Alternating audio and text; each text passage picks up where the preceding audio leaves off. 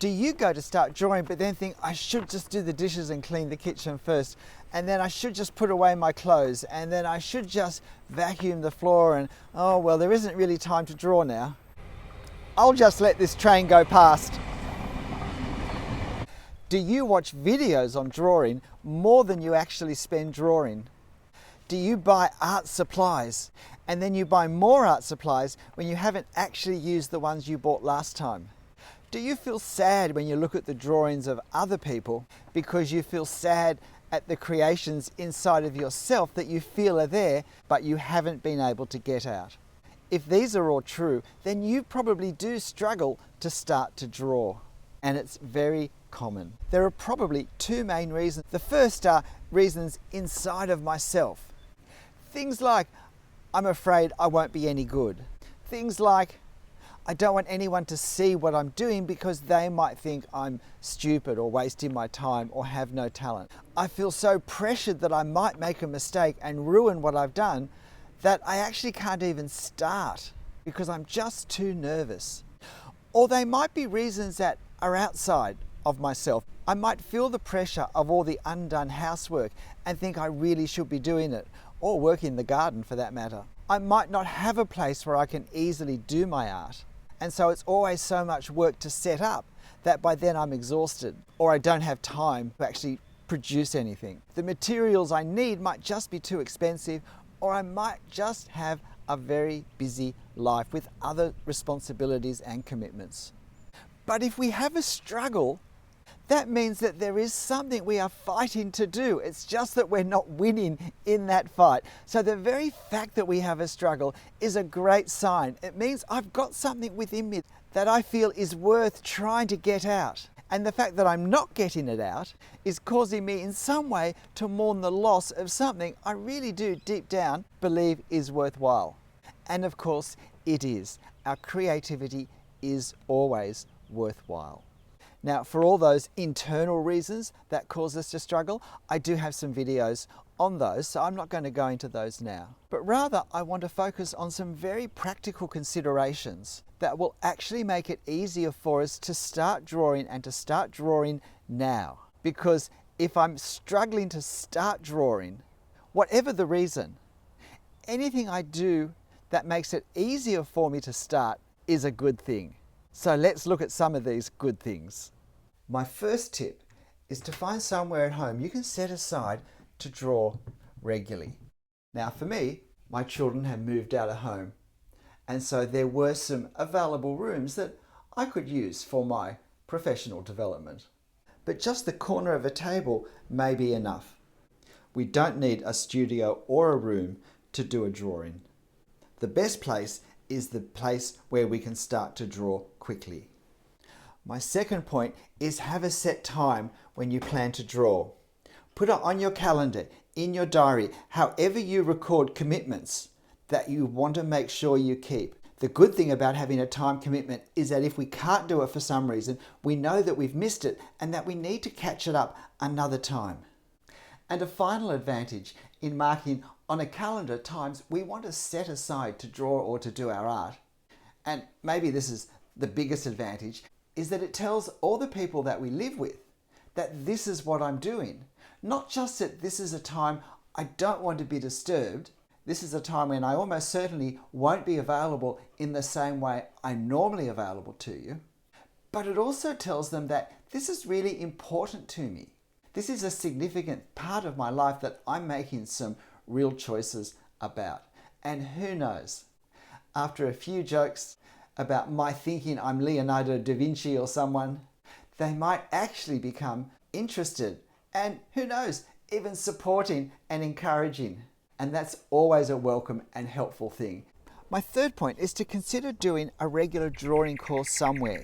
It doesn't have to be a grand university fine arts degree or a college certificate course.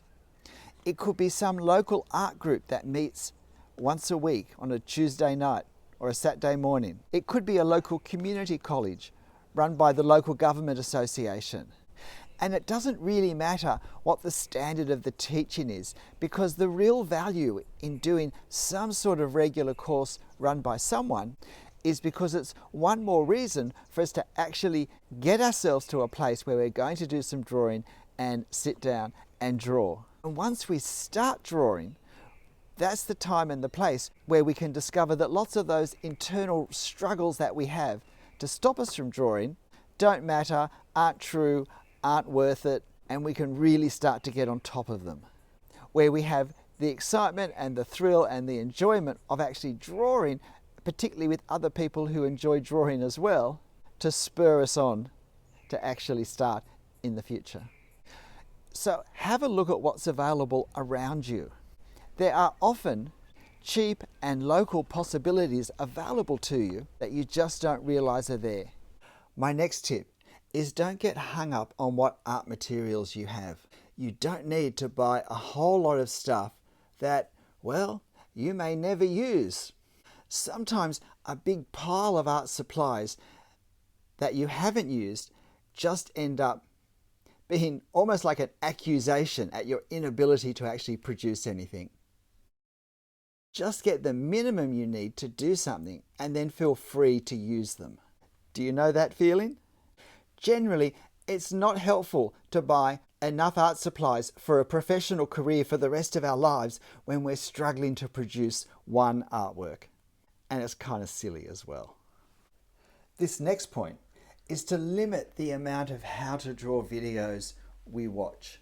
No matter how good they are, no matter who the person who creates them is. Because in the end, unless they're a subject that's really of benefit for us to see, they're just taking up time and actually stopping us from creating our own artworks, which really is what we need to do.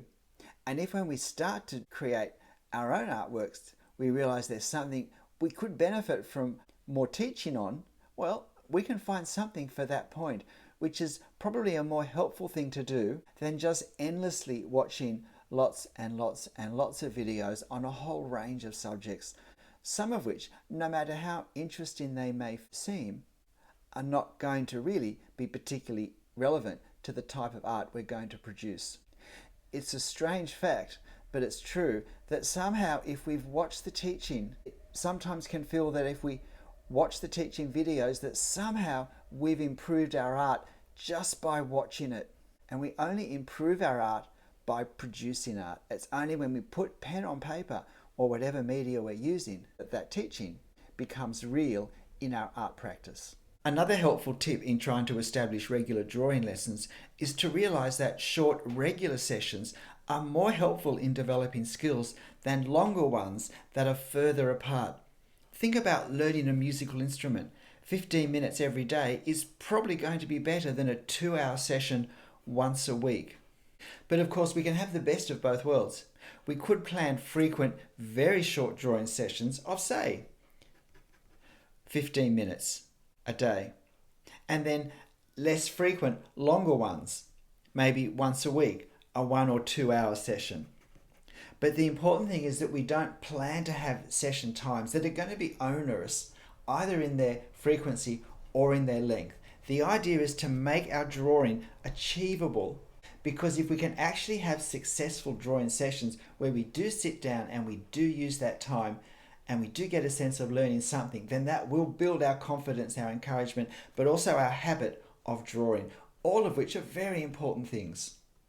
This next tip seems to be compulsory in every list of tips for every occasion, but nevertheless it's still true here, and that's niche down. If you're struggling to draw, it's helpful to give your drawing every chance of success, and drawing from a limited range of subjects makes it easier to learn the peculiarities of each particular subject, the challenges that are faced, the issues that need to be overcome. In architectural drawing, things such as perspective, things such as dealing with non-building structures in our drawings, as well as limiting the subject matter we draw, limiting the materials that we use to draw them with is also a helpful thing. Again, because it gives us less variables we have to master, we can more quickly become very familiar using the same pens, the same type of pens, the same inks, the same markers for tone, Whatever we use, the same pencils, whether they're mechanical pencils or normal ones. The more easily and the more quickly we can become proficient with both our subject and our materials, the more rapid our development can be. And nothing will encourage us to push on in our drawing more than feeling like we're improving. My final advice for now, for when you've set aside time to draw, whether it's 10 minutes, an hour, or 2 hours, is to be prepared beforehand. Use other time to make sure the space is clear, that you've got the materials you need, that they're in the right place, and most particularly that you've got a reference to use to draw that's a good sort of reference for the time you have available and for the development of your drawing abilities. If we're struggling to start drawing, nothing makes it easier to give up than if it takes us half the time we've set aside to find something to draw. By then we're feeling a bit tired and discouraged anyway, and it's easy to think, I don't really have enough time now. It's a bit like trying to find something to watch on stream TV. It takes you so long to find something you want to watch from all the choices that half the time you don't have time then to watch the show. So if we're ready beforehand, we can sit down and start to draw immediately without giving ourselves time to create excuses to give up. So being ready to actually start the moment we sit down is a really important tip.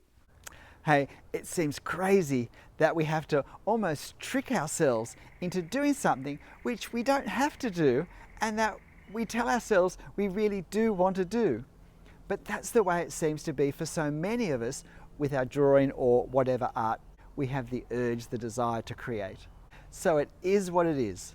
But as I said earlier, we have the struggle because it is important, because a very real part of us is wanting to create. So let's make it as easy as possible for that to happen.